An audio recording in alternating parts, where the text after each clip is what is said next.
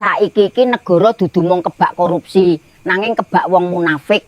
Pejabat mlebu jabatan ora nganggo kapasitas, nanging nganggo duit lan transaksi peteng. Jabatan kuwi ora maneh amanah, nanging investasi sing kudu untung lan bali modal. Astagfirullah, negara dikelola kaya perusahaan maling.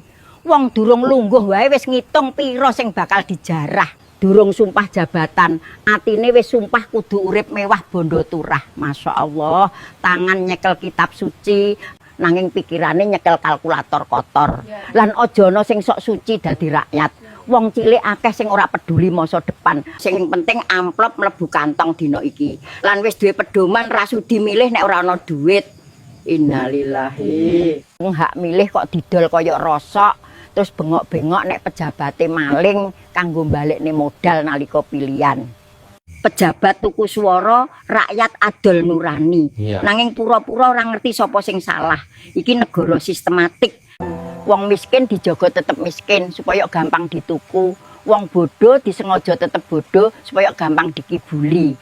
Yen wis lungguh, pejabat ora mikir rakyat. Sing dipikir mung balik modal, nambah aset, nambah dinasti.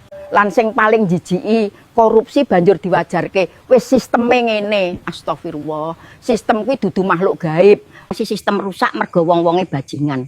Sing jujur dianggap ora realistis, sing bersih dianggap ora pinter, sing maling dianggap pinter urip. Subhanallah, nilai kebalik, akal sehat dikubur urip-urip. Aja ngimpi Indonesia bebas korupsi yen rakyat isih gelem didol lan pejabat isih doyan tuku. Iki dudu soal hukum maneh, nanging mental bangsa sing wis keropos. Negara iki ra kalah perang, nanging kalah karo keserakahan dhewe. Ora dijajah bangsa liya nanging dijarah bangsane dhewe.